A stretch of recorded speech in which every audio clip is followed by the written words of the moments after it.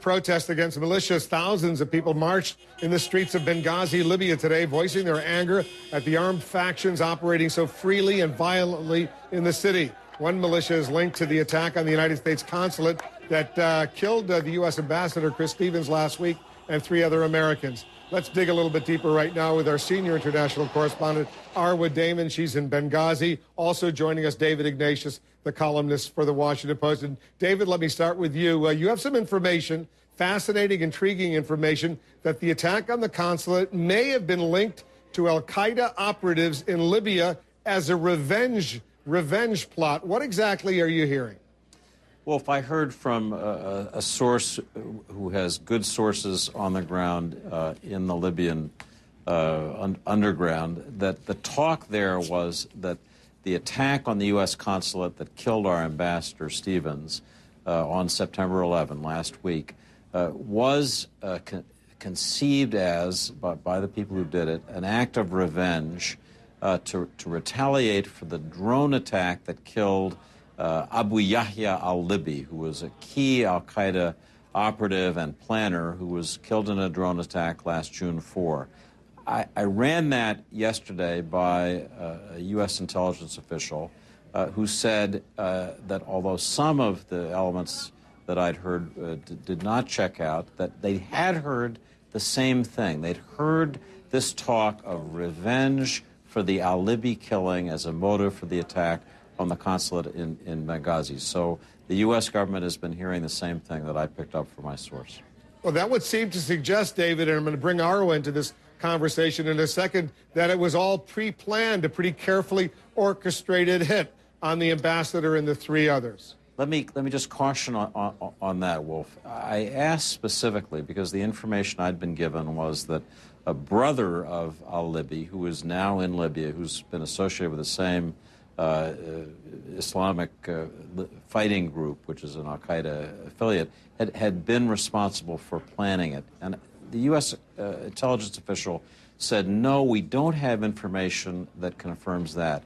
We are hearing this idea that it was revenge, but I have to be clear with your viewers that in terms of the specific individual and the pre-planned aspect, I don't have confirmation.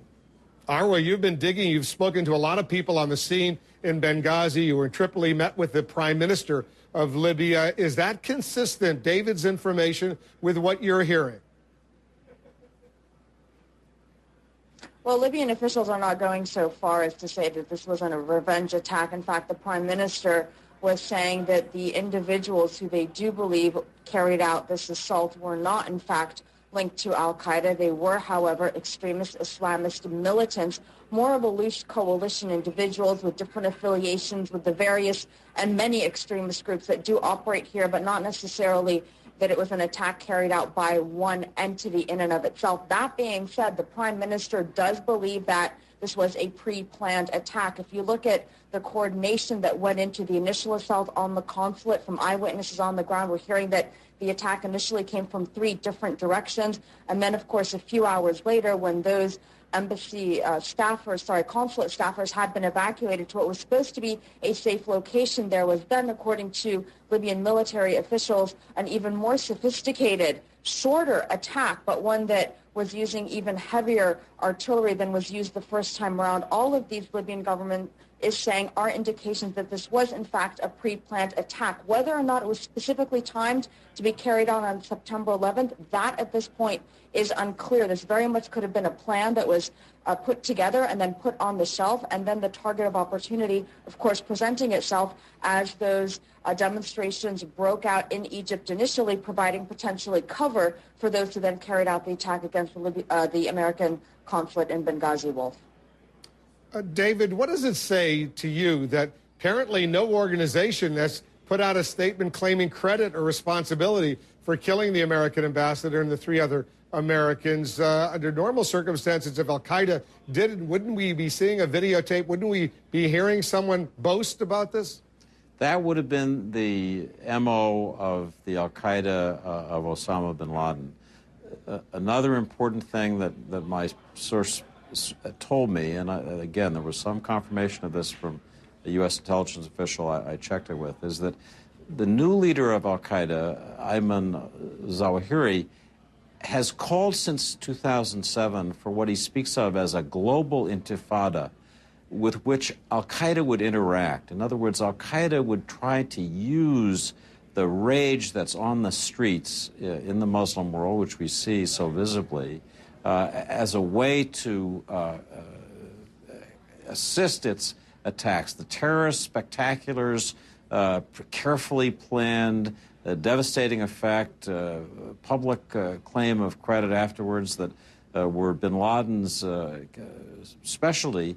That's not the direction that Zawahiri said they should move. And I hear from these sources in Libya that in Libya, and your brave correspondent is the one who'd know best, they're speaking about this as the al-Qaeda intifada idea. This, again, the phrase of Zawahiri, a global intifada with which al-Qaeda would be linked but wouldn't be directing in the normal sense. David, I know you got to go. Thanks very much. Arwa, don't go yet. Tell us what happened today, the demonstrations, I guess there was some violence. Update our viewers on what happened today in Benghazi, also in Tripoli. There were two demonstrations in Benghazi today, Wolf, both of whom, and the confrontation that we saw between the two, very much going to one of the core issues that the government here has to deal with. The significantly larger demonstration was called Save Benghazi, carried out by individuals who do believe in democracy, who were demanding an end to the armed militias, wanting to see the formation of a truly nationalistic army and police force, also demanding an end to the impunity with which these militias can operate, wanting the government to pass legislation that would in fact criminalize them, and going even further to say that they were demonstrating for freedom of speech. I met one woman at this demonstration who had had two of her sons killed during the revolution, and she said that they paid such a high price in blood that Libya absolutely had to change. Now, these demonstrators, these pro-democracy demonstrators, moved towards a square in Benghazi that had already been occupied by Ansar al-Sharia and its supporters. They said that they were demonstrating against the depiction, the film that came out with those horribly degrading images of Prophet Muhammad, and then, of course, the French cartoons, and also saying that they were proclaiming their innocence when it came to the attack against the U.S. consulate. The Libyan government, if you'll remember, has in fact detained individuals that says were affiliated with Ansar al-Sharia, that it does believe were responsible for that attack, but that the group as itself is not. These two groups did end up converging, coming head to head. There were some scuffles, there was a lot of shouting, but it really went to underscore this issue that the government here has to deal with. The vast majority of the population is demanding change. It is demanding an end to these armed entities, and it has to figure out a way to deal with this extremist, albeit minority, but it does need to somehow reconcile these two sides, Wolf. Arwa Damon reporting for us from Benghazi. Arwa, thanks very much. Much more, by the way, on what's going on in Libya. Senator John McCain, the ranking member of the Senate Armed Services Committee, he's standing by to join us live in the next hour.